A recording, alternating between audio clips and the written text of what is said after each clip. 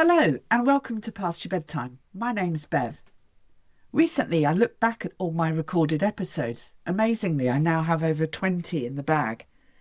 I wanted to see whether or not the topics were repetitive or if I was leaning one way or another in terms of favourite subjects.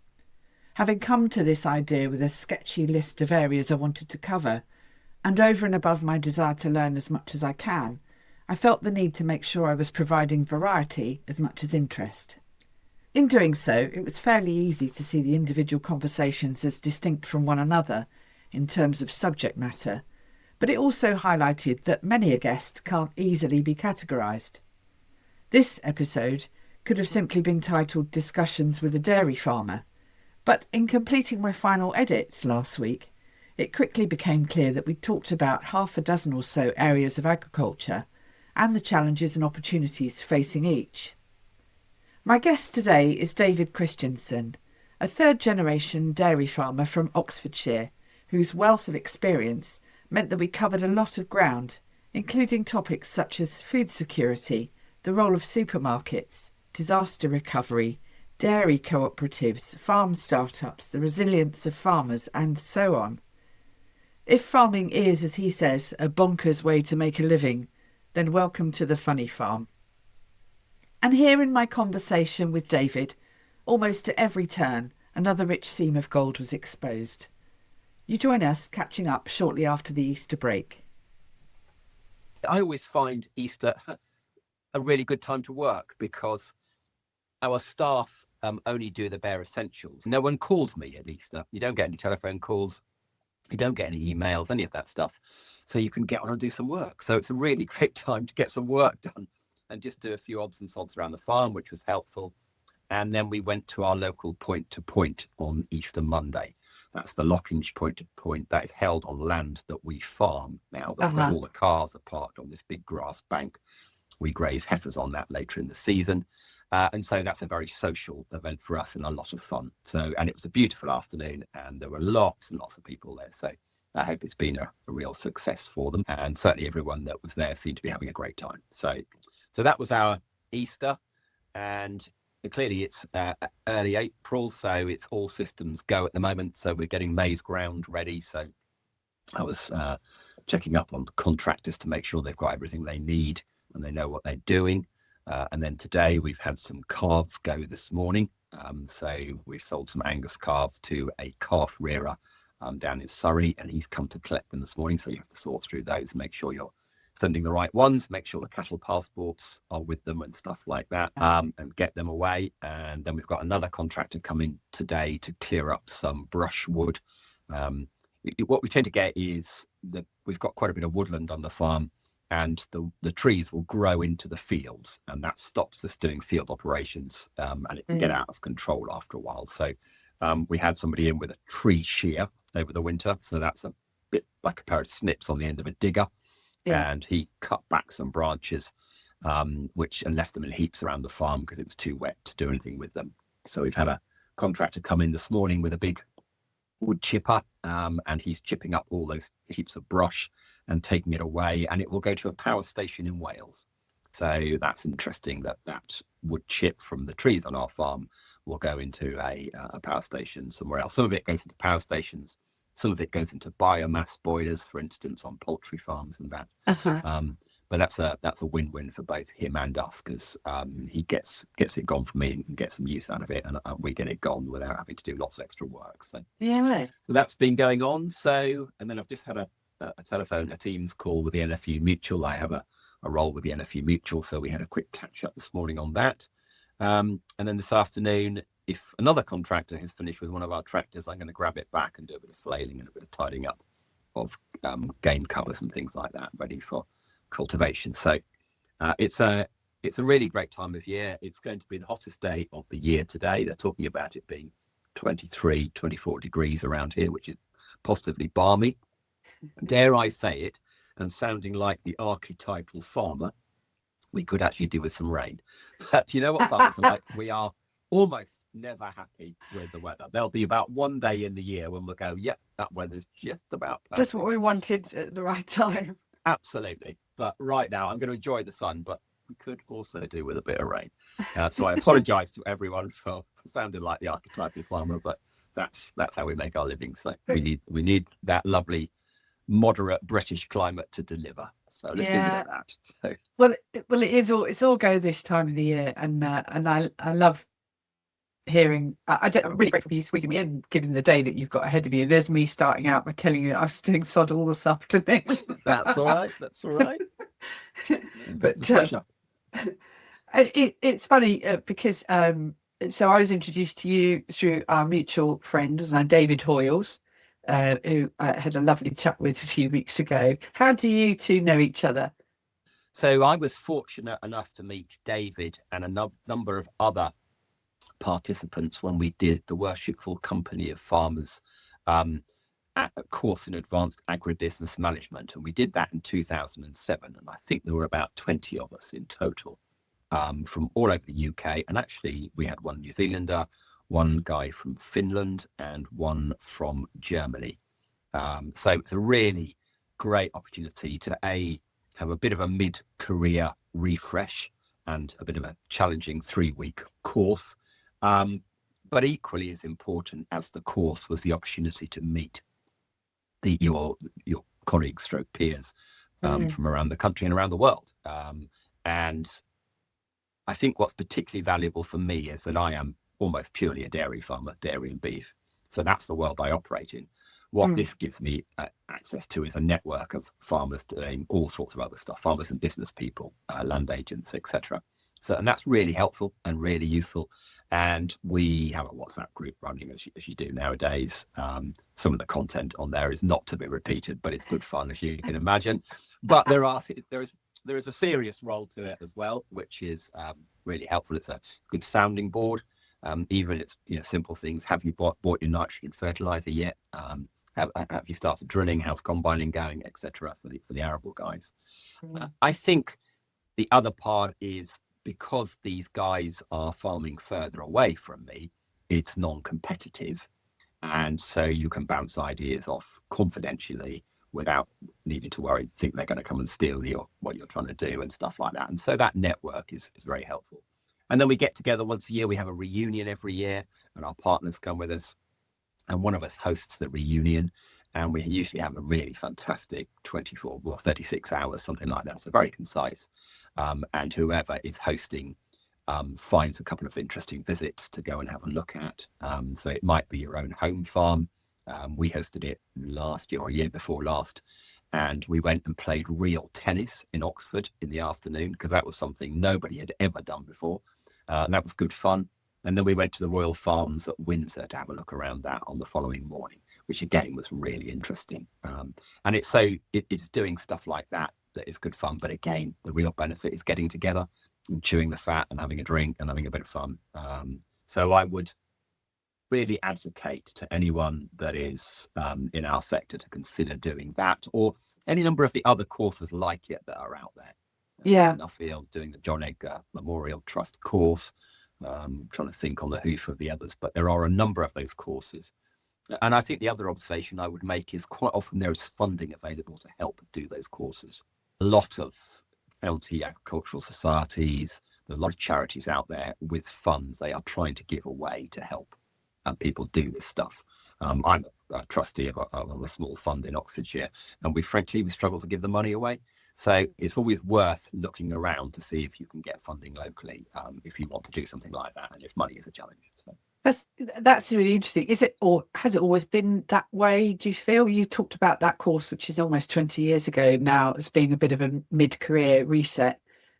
So you'll need to tell me in a moment when you started this farming lark. But has it always been that way? Because you can easily form the impression that farmers are a bit of a closed book and they don't share or collaborate, or it would appear that now people are emphasizing the need for collaboration, put it that way. But it sounds like you guys have sort of led the way in creating something that will keep going 20 years later. Yeah, I mean, I guess I was very fortunate that my father, who started this farm, was always into collaboration and working together with others. And so my father set up with some other local dairy farmers, the White Horse Dairy Discussion Group years ago. And that's a group of dairy farmers in our part of the world that would meet once a month. And they would go and visit each other's farms, and they wouldn't decide whose farm they were going to visit until the morning of the visit. So you didn't have the chance to tidy up or try and hide any bad practice. So you'd arrange to meet at the central point, and you go, right, we're going to the Christensen's farm today, and then you'd have to explain yourself if the place looked a shambles and it wasn't running very well, etc., etc. But it was meant with a constructive aim to try and help those farmers improve their businesses. Now, those mechanisms still exist. I think the dairy world in particular has been good at it. I think the other sectors are leading on. There has been financial help to try and encourage discussion groups. And I think there's huge value in getting a group of farmers together for any number of reasons. I think primarily, if you've got a problem on your farm and you get a group of farmers together, the answer will lie within that group of farmers. What you need is a really good facilitator to get them talking to each other, and they'll come up with a solution for the said farmer. So I think that's a really good mechanism. I think spreading best practice more generally is really helpful, going and learning from ideas and seeing how others are doing it. I think being exposed to new ideas is always helpful. And I think thirdly, and probably as, if not more importantly, the social aspect of getting together with other people, particularly if you run a smaller farm and you work on your own a lot of the time. I think getting together with others, seeing that you're not the only one that has problems, because we're very proud people. We don't like to admit to weakness and stuff like that. But actually, when you go and find out that someone else is having a hiccup and stuff like that, you go, well, actually, it's not just me then. And it's not just me that's struggling with the numbers at the moment, and etc. So I think getting together is really important too. So there's a number of benefits for farmers to get together in those sort of groups. Yeah, I love that. I love it. So come on then, tell me about the farm, a bit about your history and the family history, and the big giveaway in the surname Christensen. So how did the family come over the water? So not your typical Anglo-Saxon name, Christensen, is it? The name Christensen comes from my grandfather, who was a foreman on a big arable estate in west Denmark. He wanted to join in the war effort because Denmark was a neutral country. So he got on his bike and came across to the UK in the spring of 1939. He had been he was a keen sailor, so he wanted to join the Navy, but the Navy wouldn't have foreign nationals, so he couldn't join the Navy, nor would the Army. But by some quirk, the RAF would. So he said, right, well, I'll join the RAF. So he thought, right, well, I'll fly. But he then found out that he was seriously colorblind, so he couldn't fly, because unless you can tell the difference between red and green, you're a bit stuffed. Bit of a liability. Yeah, bit of a liability. So that put pay to that. So he joined the RAF as an airframe fitter and served for the RAF during the war, during that. And then, with a slight degree of irony, I guess, he contracted tuberculosis. And I say irony, given the challenges of cattle farming with bovine tuberculosis nowadays. He got tuberculosis, ended up in a military hospital, whereupon, and through that process, he met my grandmother, who was a nurse at the time. And so he decided at the end of the war to stay in the UK. He put an advert in the then Farmers Weekly equivalent, I think it's British Stock Breeder or something like that, and said, young farm manager seeks position. And he had 600 letters back saying, come and work for us. Such was the need for people to go farming, the dig for victory, and the subsequent importance of doing enough domestic food production. Really interesting parallels with today's times there. Isn't it? Yeah. So he stayed in the UK. He went to work at an estate in Warwickshire called Ragley Hall. And from there, he went to Sussex and worked on Lord Delaware's estate at Buckhurst. And that's really where he made his name. He ended up with an MBE for services to UK agriculture, and a Danish knighthood as well for services to agriculture. So that's where Christensen comes from. From there, my father grew up on that estate. He always wanted to farm, so he went to Cirencester. Then he went to manage a farm up in, hang on, let me get this right. No, he went to work for ICI to start with. And in the 60s, ICI was a fantastic proving ground for young college leavers, and he went to sell fertilizer and develop new products like gramoxone, which was a herbicide we used then, and direct drilling and stuff like that. But he really wanted to farm, so he did ICI for a few years. Then he went to manage a farm in Cheshire. Unfortunately, the owner died, but he ran the farm for the executives for a period of time. And then this farm in Oxfordshire came on the market as a rent, as a tenancy. St John's College, who are our landlords, part of Oxford University, they just bought this farm, put it on the market. Dad applied for it with my grandfather's backing, never thinking he had a hope in hell of getting what was a very run-down, basically a shooting estate, no livestock infrastructure at all. But St John's College awarded him the tenancy, and that's where we started farming in our own right. So that's 1968, which is 58 years, because it was the year I was born as well. So clearly my parents had a very busy year in 1968, having their first child and setting up a new tenancy on a dairy farm, or converting a rundown farm into a dairy farm in Oxfordshire. And that's where we got started. Fabulous. What an interesting story, and a phenomenal tale of your grandfather's achievements as well, to have done all that. Yeah, he was pretty special guy, as clearly, and we all think both our grandfathers and our fathers are pretty special, but both of them are pretty special. And Dad got this farm established then with minimal money. It was sheer hard work, frankly. Worked their backside off to get it started, and gave us the foundations then to develop a stronger business, which is what Catherine, my wife, and I have done after spending time at Newcastle University, having a great time up there, and then a year in New Zealand milking cows, came back, took over, and gradually took over from Dad, and have built the business accordingly. It's interesting you talk about the parallels for what the country was dealing with when we came out of the Second World War.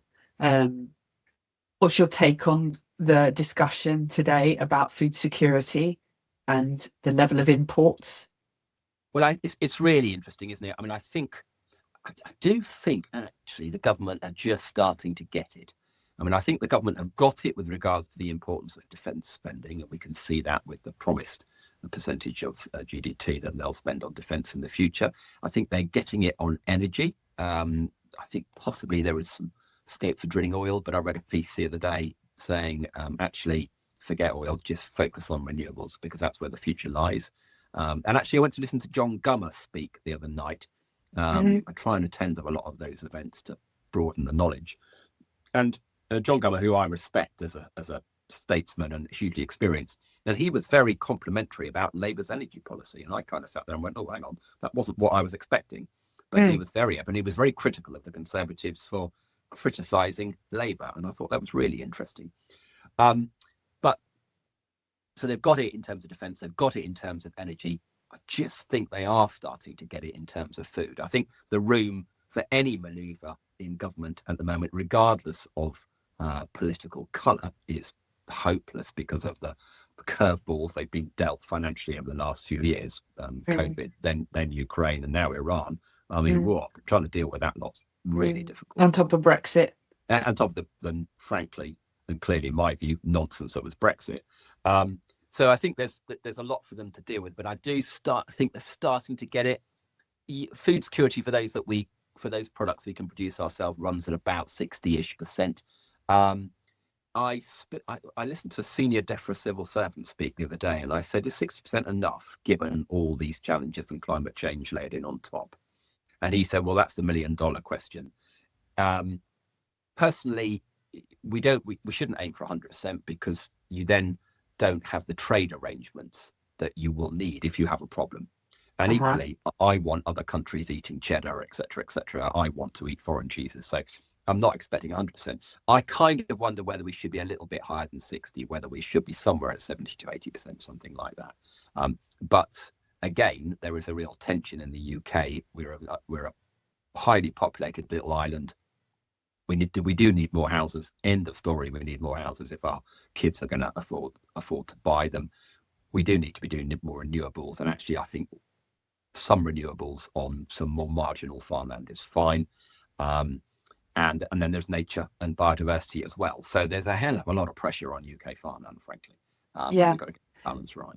In relation to food security, is it not that I I look at it and think the bigger challenge is not necessarily the percentage of product that we can supply for the domestic market, but the level of stocks that are on the shelf, the speed at which we can replenish in an emergency. So if we've only got 2 weeks worth of XYZ on the shelf, it's really about where that's going to come from to stop you running out. I think you're being generous with your 2 weeks. Actually, I think it's 2 to 3 days probably. In many cases, the system very quickly breaks down, the just-in-time system, Yeah. if we have some hiccups, and that does make us very vulnerable. And I think we only have to go back and look at the toilet roll crisis in COVID. Or the hacking. I was in Co-op the other day, and they don't appear to have recovered at all from the system hack that they suffered probably almost a year ago now. It always looks like half of the fruit and veg section is empty.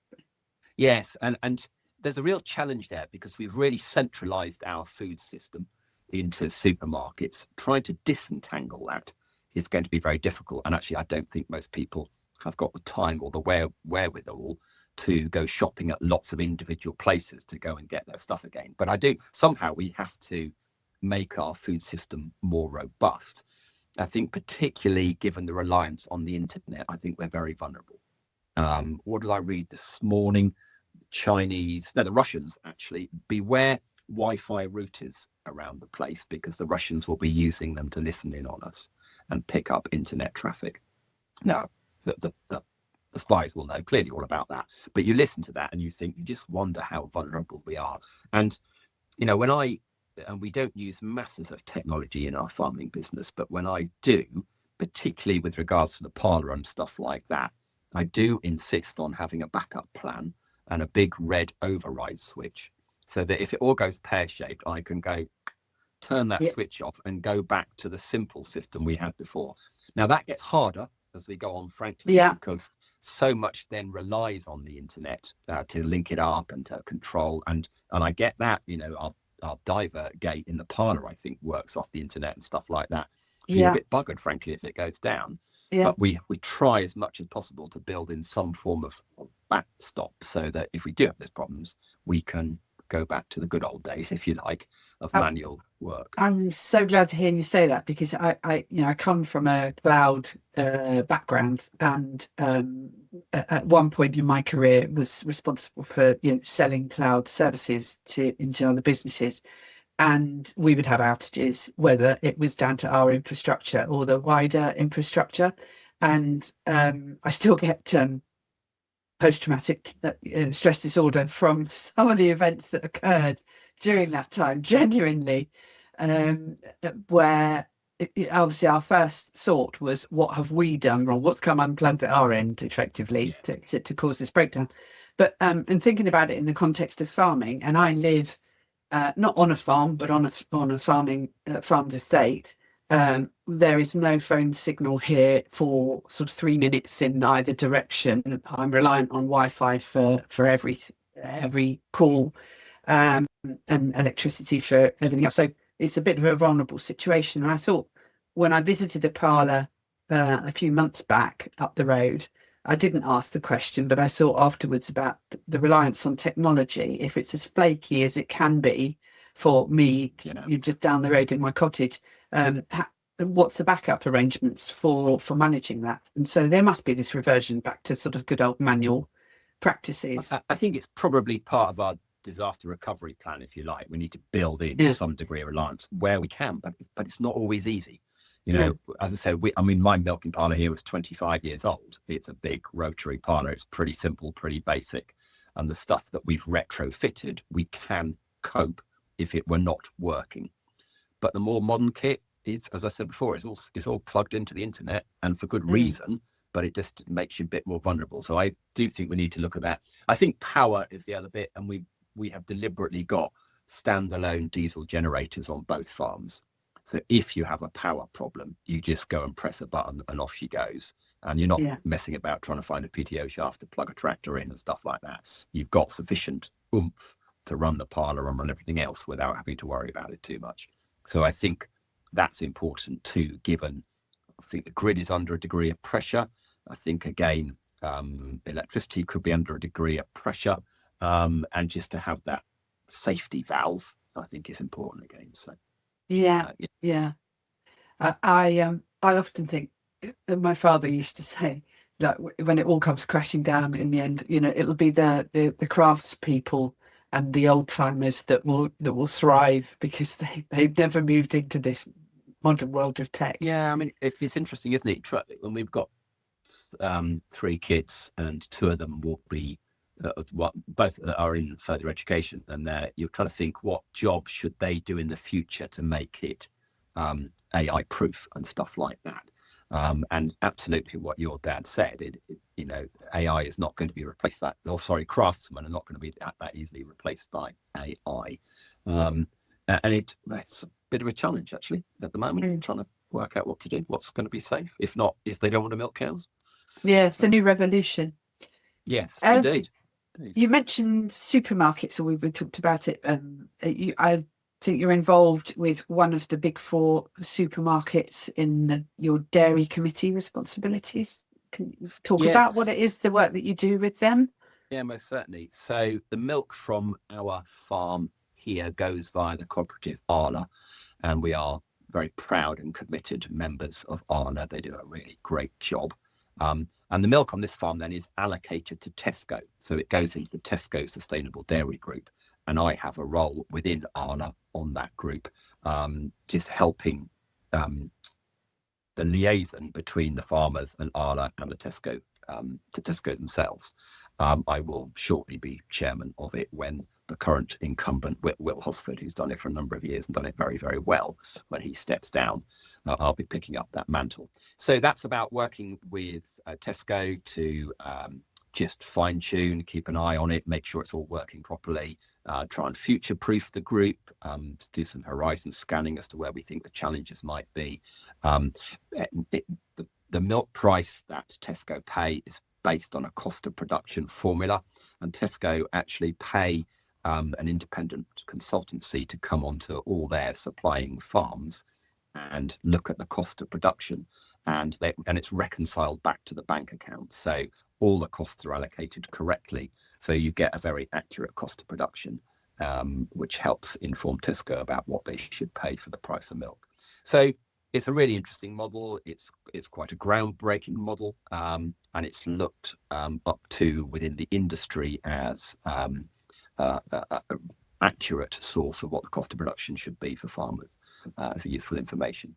Now, clearly, Tesco want us to do extra things as a result of that. So we have standards to achieve, and that's part of the committee work, is setting those standards and monitoring those standards on the farms, and work like that. But it's an interesting role. It's quite a challenging role at times.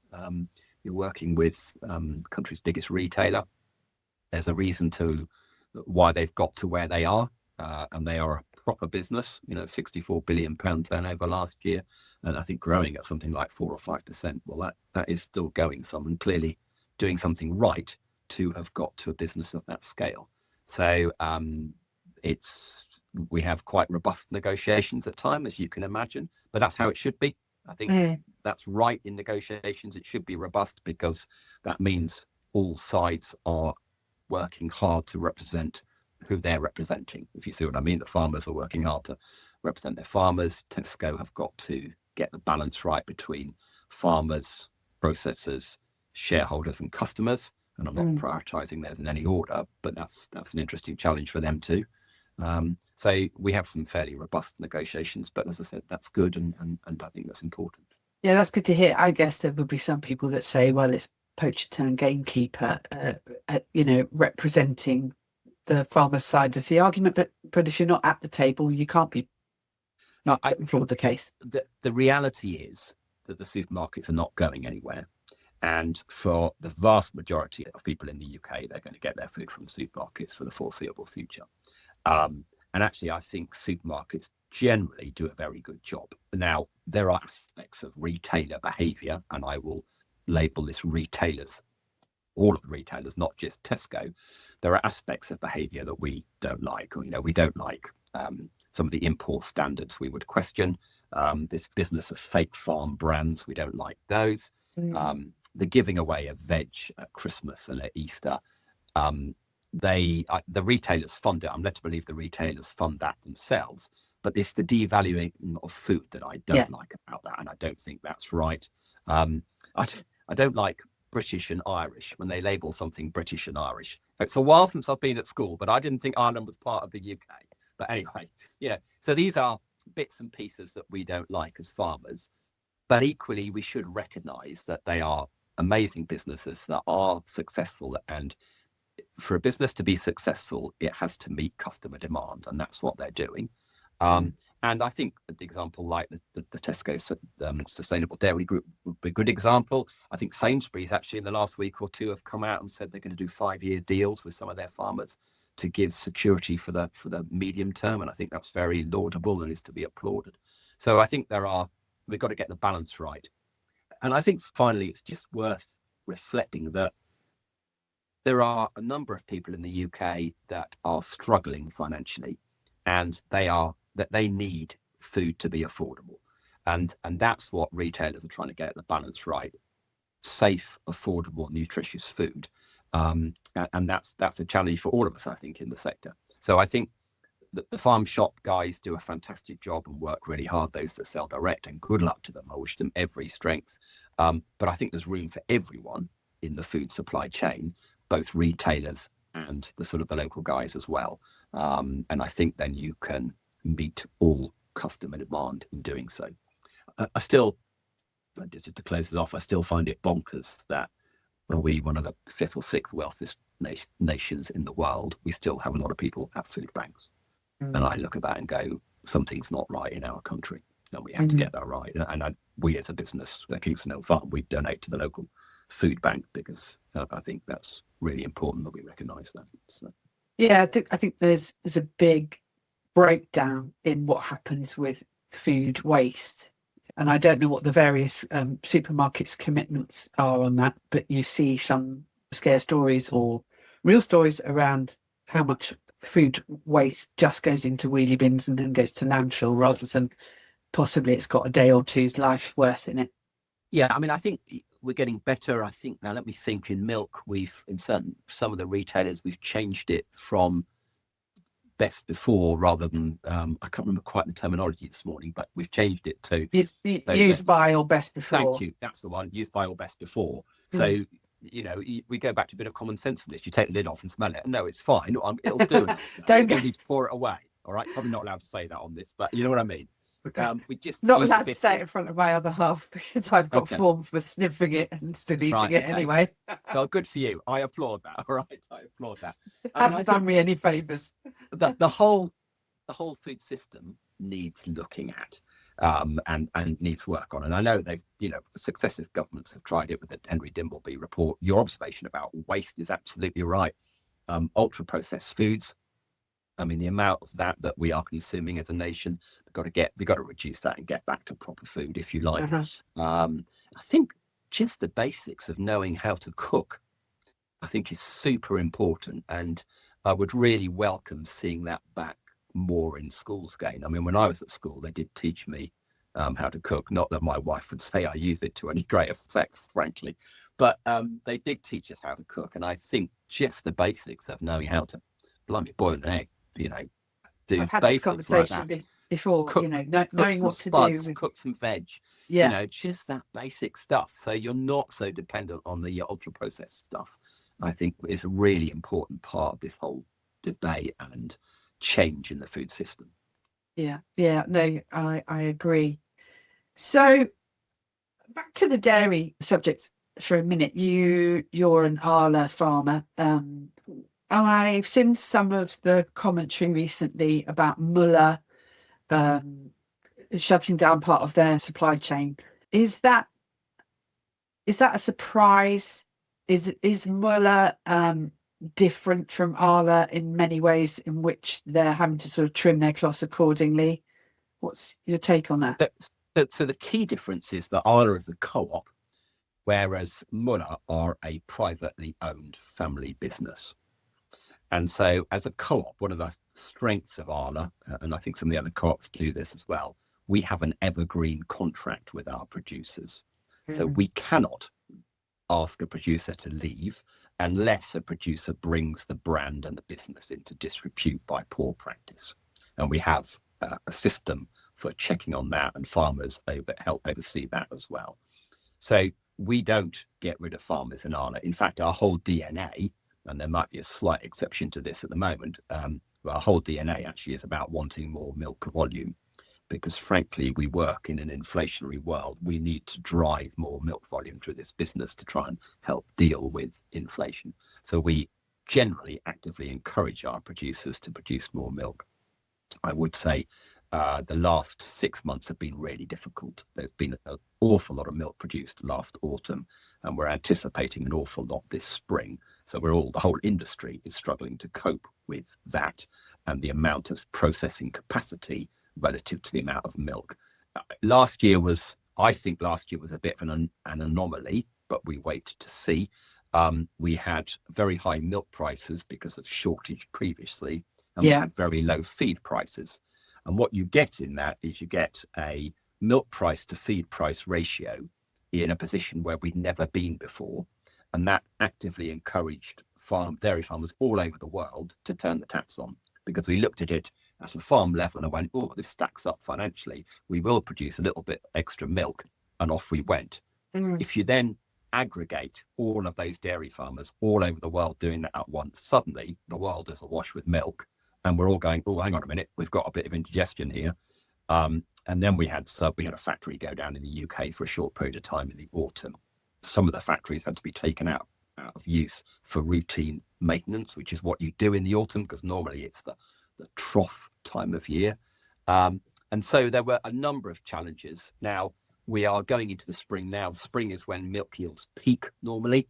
And so we're all sort of going into it with bated breath, thinking, let's hope we don't have a factory issue here. Let's hope we don't have a haulage issue for anyone here, because if anybody in the sector has a problem, it will knock on to everyone, because we work together quite closely in the spring to try and cope with these very high milk volumes.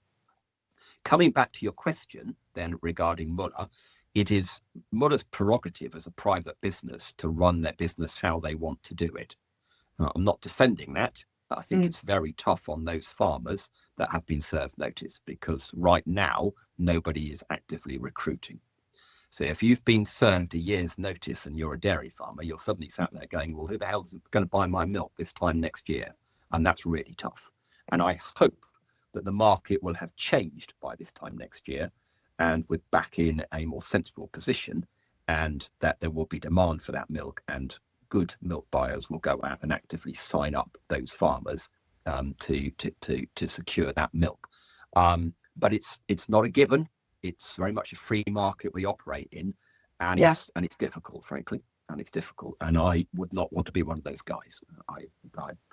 They have my sympathy at the moment, going through that. Yeah. Oh, thanks for clearing that up, because that's my lack of understanding of the difference between the two. Well, we're coming to towards the end of this, and I'm fascinated by the amount of information you have at your fingertips, and that overall view beyond dairy as one discipline, but the whole farming mix. And the more I talk to people in this space, the more I'm challenged to think about new topics and ways in which the industry is taking care of itself, looking out for one another, and thinking ahead, because it's a constant problem-solving challenge, isn't it? It certainly is. But I think don't ever, and I'm not suggesting you are, but don't ever underestimate farmers, actually, would be the observation I'd make. The breadth of knowledge of farmers never fails to amaze me. And I'm 58. I've been doing it for a few years. But the breadth and the depth of knowledge, and that encompasses both our local farm, the wider farming industry, and then the broader world as well. When I go and run meetings for Arla, and I'm talking about the milk price and the bearing on the milk price, what's making it why it is at the level it is. The knowledge in the room is fantastic. These guys have got a huge amount of knowledge. They read around, they listen, podcasts, etc., etc. Very often they're beating me to the point. and we have a really good discussion. So I'm not surprised, but I am always impressed. And I think the resourcefulness of farmers, born out of having to be resourceful in terms of coping with the economics of farming, but also dealing with the weather, which is getting harder, frankly. You have to be really resourceful, and it breeds strong characters, our sector, I always say, particularly in dairy farming, because frankly, it's a bonkers way to make a living. I mean, if you like doing it, it's a great job, but there are days when you sit there and go, why didn't I Why am I doing this? why didn't I go and run Heathrow, which is what I was going to do if I didn't go farming? I wanted to join the then British Airports Authority when I was graduating and go and run Heathrow.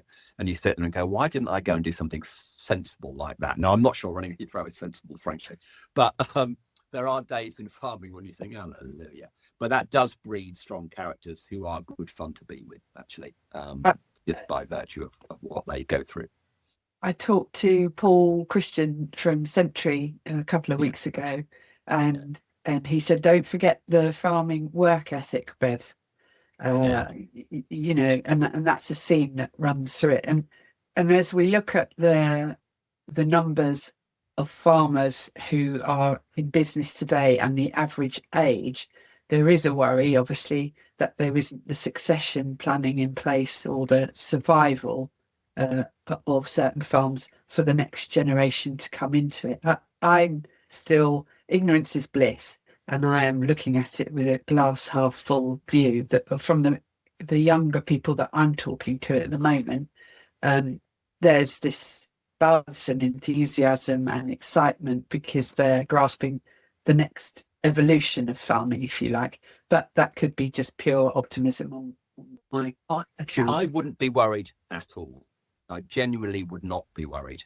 I think the figures, I'm not sure about how representative that figure is.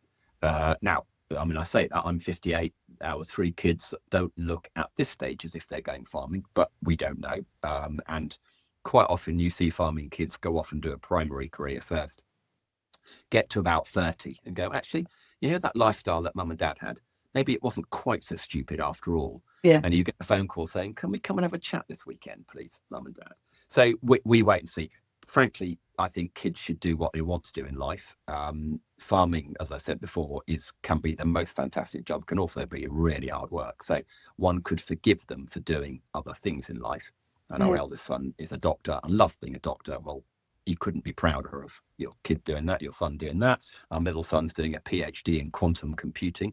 I have absolutely no idea what that means, but I'm led. But if he's happy, he's very happy doing it. And our daughter is doing a degree in economics at Liverpool.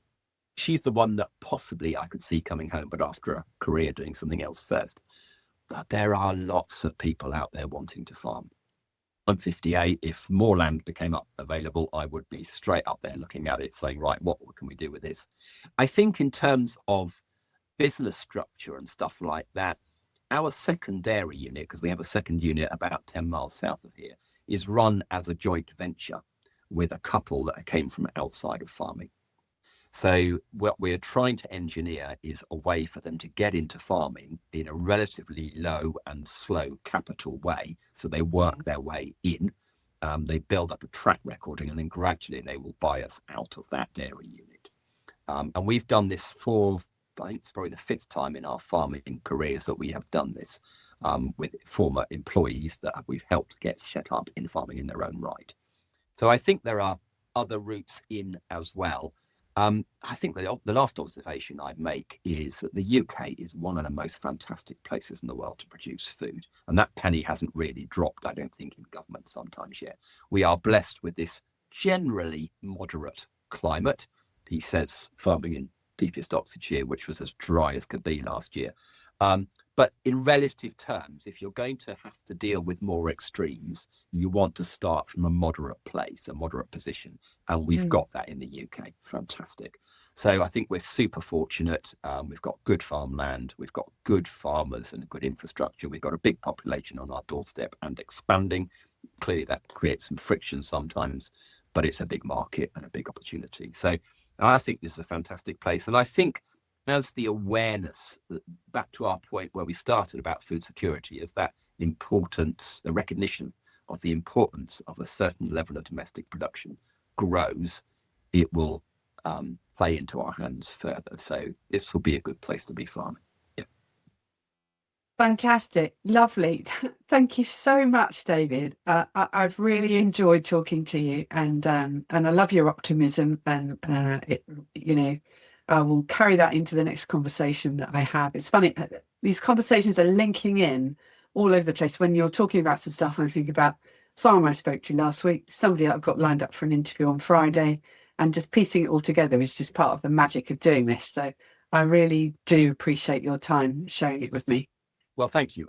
As you can tell, I can talk for England, so I've enjoyed the conversation too, and it's been these discussions are always useful because it forces you to think and re-examine. So I'm grateful to be challenged by it. So thank you as well. Thank you for the invitation. You're welcome. Great. We will do it again at some point. All right. I'll look forward to it. Thanks a lot. Good stuff. Take care. Cheers now. Bye-bye.